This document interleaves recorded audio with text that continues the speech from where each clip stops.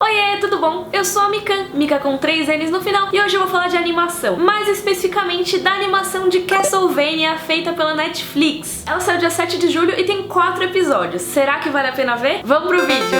As adaptações de videogame não costumam ser muito boas, normalmente penam pra fazer uma coisa boa, é muito difícil sair certo. Talvez porque a mídia videogame seja uma coisa muito diferente do que a gente vê nas séries e no cinema. O videogame ele é muito mais imersivo, a história é contada de uma maneira diferente. Às vezes é pelas suas ações, pelas suas escolhas. Às vezes eles não conseguem converter essas escolhas num roteiro prontinho, assim, quadradinho de cinema. Ou às vezes é porque nos videogames a história costuma ser super sutil e é contada mais pelo ambiente do que realmente pelo que é mostrado. E às vezes não conseguem fazer uma expansão disso em outras mídias. Mas talvez também seja muito porque até hoje os produtores que fizeram não se importavam muito com o que eles estavam fazendo, ou simplesmente não entenderam como fazer essa tradução da essência dos jogos. Então quando anunciaram que a Netflix faria uma animação de Castlevania, eu fiquei com um pé muito atrás. Eu tava com medo de ser uma porcaria. Mas não é que eu me surpreendi e acabei gostando. Eu gostei bastante dessa série, por mais que ela tenha os seus defeitos, eu achei uma animação bem legal.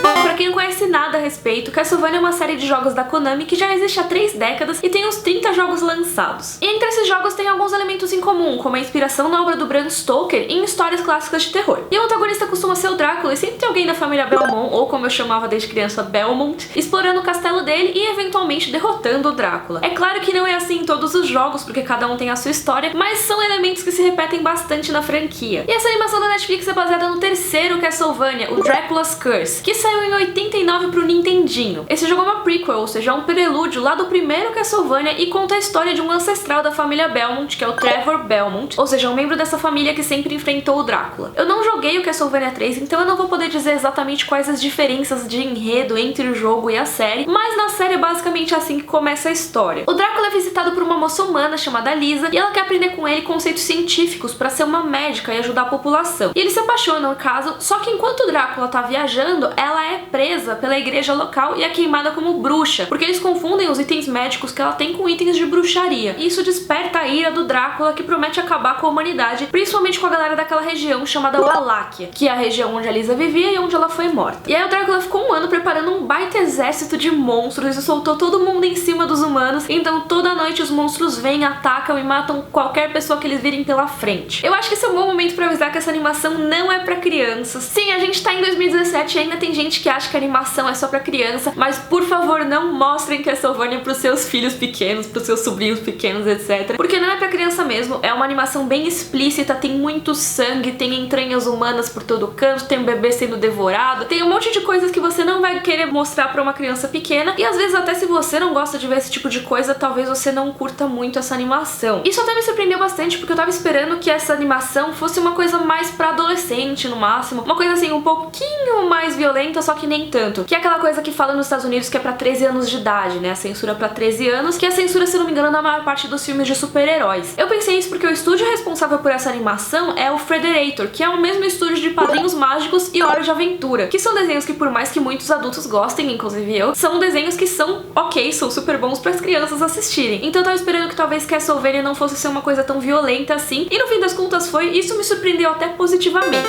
Mas ok, a humanidade tá lá desesperada, e agora quem poderá nos defender? E a gente tem o Trevor Belmont, que é o último descendente ali da família Belmont. O problema é que o Trevor não tá nem um pouco afim de ajudar o pessoal de Wallachia, porque a família dele foi excomungada pela igreja e foi exilada, e eles perderam todas as coisas deles, e ele tá muito bravo, e ele acha super injusto isso ter acontecido, porque as pessoas acusaram a família dele de mexer com as trevas e de servir ao demônio, só que na verdade eles lutam contra as trevas. E a gente percebe que existe um ódio muito grande das pessoas comuns ali, que não sabem muito bem o que aconteceu, que acham que os Belmont são culpados por todas as desgraças. E na verdade isso não tem nada a ver, os coitados eles só foram excomungados e expulsos mesmo. Uma coisa que me incomodou um pouco foi eles forçarem a barra tanto assim nesse cinismo do Trevor e ele demorar tanto pra se desenvolver. Nas primeiras cenas ele é mostrado só como um alcoólatra que não quer saber de nada e só tá bravo porque a família dele foi exilada e porque ninguém reconhece eles. E tudo bem ele ser assim, eu entendo a revolta do personagem, mas eu acho que eles ficam muito tempo batendo nessa tecla. Sabe aquela coisa de forçar a barra, de ele é um cara fracassado que não se importa com ninguém? E aí isso me fez demorar pra gostar do personagem. Quando os episódios terminaram, eu tava gostando gostando dele, só que demorou pra engatar. Ele tem essa necessidade de dizer o tempo todo que ele não se importa. Ele fala, não me importa se você vai morrer, se não sei o que, não me importa com as pessoas. Isso me pareceu tanta forçação de barra. É meio que nem o Squall do Final Fantasy VIII, que fica falando whatever toda hora. Em vez de parecer um cara descolado que não se importa, ele parece só um carinha querendo chamar atenção. O Trevor, no começo, ele parece um pouco isso. Mas, felizmente, como eu falei, ele melhora ao longo da temporada. E lá pro finalzinho eu já tava torcendo por ele. Ele virou um anti-herói bem mais legal de se ver. E aí você tem outros personagens legais, como a Sypha, que eu não lembro se pronunciava como Sypha ou Sypha. Vou chamar de Sypha aqui. E ela é bem mais determinada que o Trevor. E eu gostei muito da personagem. Quando ela apareceu a primeira vez, eu pensei, talvez ela seja uma donzela em perigo ou algo assim. Mas não, ela super se cuida e ela é super útil. E foi até legal o surgimento dela, porque era um momento que eu não gostava muito do Trevor ainda. Então ter ela lá fez eu ter algum personagem pra gostar, porque ela é bem da hora. E eu tô bem ansiosa pra ver as próximas ações dessa personagem. E também tem o Alucard, que é o filho do Drácula. Caso você não conheça Castlevania, você com certeza na época de fóruns você viu pessoas com o nome Alucard e achou bizarro porque é Drácula ao contrário. Mas também é o nome desse personagem. Ele apareceu não muito na série, mas às vezes que ele apareceu eu gostei bastante. Outro personagem interessante é o próprio Drácula, que foi até humanizado, né? Ele também não aparece muito na série, mas esse primeiro episódio tem essas cenas com ele que são bem legais, bem interessantes. E eu acho legal eles darem esse motivo pra ele querer eliminar os humanos. Você humaniza bastante seu antagonista, então você tem uma coisa de você torcer, às vezes, pelo antagonista, dependendo. Só que o Drácula não é o único antagonista nessa história, porque a gente também tem a Igreja, que no mundo da série é bem do mal. O Bispo, que é como se fosse o principal vilão desse arco, ele é um cara super malvado, super preconceituoso. Ele quer a ordem, ele quer controlar a população, e ele faz essa perseguição a tudo que é diferente. Ele consegue ser mais malvado do que, por exemplo, o Frollo no filme do Corcunda de Notre Dame. Mas pra mim esse é um dos maiores defeitos dessa animação, na verdade. Tudo que eu falei que eles evitaram de fazer com o Drácula, eles fizeram com esses caras da Igreja. Lembra que eu falei que é bom você humanizar o seu vilão, pelo menos dar algumas facetas pra ele, tornar um personagem com mais dimensões, para as pessoas entenderem e verem o lado deles? Esses caras da Igreja, eles são personagens super planos, só são malvados por reasons, não sei porquê. Beleza, eles querem controlar a população, mas tá, e além disso, eu não vi nenhuma personalidade direito neles, sabe? Você tem o Bispo, que já é um cara super plano, mas piores ainda são os outros sacerdotes ali da Igreja, que eles simplesmente são capangas. Por mais que eles apareçam de novo, não tem nenhum traço de personalidade muito forte que dê pra você se identificar. E o que eu acho mais bizarro é a Igreja ser tão homogênea assim, sabe? É um vilão tão homogêneo, todo mundo que tá na Igreja é do mal. Tem um personagem que eu me lembre que é um padre que vai pegar água benta quando o Trevor manda, assim, que ajuda. Os outros são todos caras mega malvados, e eu fico pensando, nossa gente, não tem uma pessoa que se salve nessa organização. Eu acho que teria sido muito melhor eles terem pensado um pouquinho mais complexamente nesse núcleo pra fazer uma coisa menos estereotipada. E já que eu tô falando dos defeitos aqui, deixa eu colocar mais um defeito, que tem algumas cenas que eu achei meio sem graça, umas cenas que comprometeram bastante o ritmo dos episódios. O maior exemplo é bem no comecinho, então vou citar aqui porque não é um spoiler, é bem no começo mesmo. É uma briga de bar que se estende por muito tempo, é uma cena no bar muito longa, inclusive,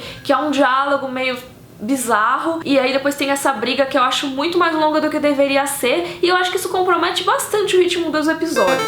Mas vamos falar do visual de Castlevania. Os personagens são meio anime e tal, e eu gostei bastante do design deles. A maioria parece com os sprites de Castlevania 3, só que o Alucard parece muito mais com o Alucard de Symphony of the Night, porque eu acho que é a versão mais famosa dele. E o cenário é uma das coisas que eu gosto também, porque é aquela coisa Idade Média meio anacrônica, que você mistura com tecnologias do futuro, bem como no jogo mesmo, que tem umas coisas que não teriam nada a ver com o cenário ali de castelos e tudo, mas que eles colocam isso, dá um visual bem Castlevania mesmo. Então eles fizeram isso nessa série animada. Você tem ali as cidadezinhas antiguinhas, mas você tem, por exemplo, os equipamentos científicos do Drácula, que são claramente de outra geração. Ou você tem umas engrenagens e uns maquinários muito loucos. Você tem tudo isso misturado, eu gosto bastante. E tem muita gente que criticou a animação, né? Falaram que a animação é claramente limitada. Eu já falei aqui no canal que eu não me apego a esses detalhes técnicos, eu me apego ao que me impressiona visualmente ou não. Às vezes a animação limitada pode fazer coisas muito legais. E eu acho que Castlevania, beleza, teve alguns momentos meio tosquinhos, mas teve cenas que me impressionaram visualmente, não necessariamente por, ah, meu Deus, a baita animação, mas sim porque foram legais mesmo, foram apresentações muito legais. Por exemplo, tem uma cena de luta que eles vão usar raios, e esses raios são um rosa neon, que é uma coisa que eu não esperava. Eu esperava uma coisa talvez mais avermelhada, e visualmente me atraiu bastante. E eu gosto de animações com uma pegada mais gótica, mais dark. Não é à toa que o Corcunda de Notre Dame é um dos meus filmes preferidos da Disney. E eu também gosto bastante daquele desenho Gárgulas quando eu era criança eu adorava. Então é claro que o visual desse Castlevania da Netflix me agradou muito fácil. Se você curte uma pegada mais trevas, então, com um monte de sangue chovendo do céu e demônios voando e destruindo pessoas, com certeza você deve se interessar por esse Castlevania novo. Apesar de ter alguns momentos chatinhos, que nem eu falei daquela briga no bar, por exemplo, tem vários momentos legais e eu achei a série como um todo bem legal, bem interessante de assistir. Não é perfeita, a história não faz todo o sentido do mundo, mas é uma história divertida de assistir e me surpreendeu muito positivamente. Ela me fez torcer pelos personagens e eu queria muito saber o que ia acontecer em seguida. Mas eu tenho uma reclamação agora séria pra fazer, que só tem 4 episódios de 20 minutos cada, o que é muito curto, dá só 1h20 no total. Ainda mais porque, como eu falei, no começo o ritmo é meio bizarro e os personagens não estão lá essas coisas, então eu demorei bastante pra gostar deles. E aí quando eu tava chegando na parte legal, que foi o último episódio,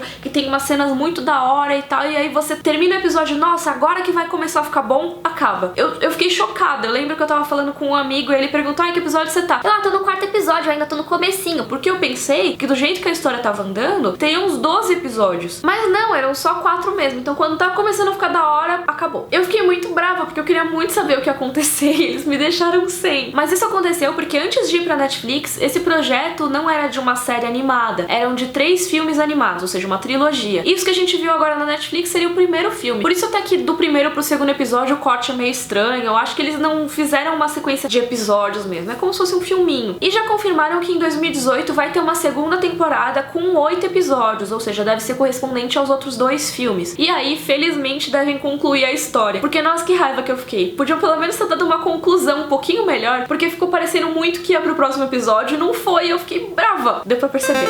Eu espero que na segunda temporada eles melhorem em relação a esses defeitos que eu comentei aqui, principalmente os antagonistas aí estereotipados, que eu acho que foi o maior defeito dessa primeira temporada, depois do número curtinho de episódios, é claro. Mas em geral eu gostei bastante da animação e eu tô ansiosa pra volta dela em 2018. E eu queria muito saber a opinião de vocês, porque tem muita gente tretando, dizendo que ou é horrível ou que é a melhor adaptação de todos os tempos. Eu acho que eu tô num meio termo aqui e queria saber o que vocês acham. Então digam aí nos comentários. E se você gostou, por favor, curte o vídeo, assina o canal. Um beijo e até a próxima!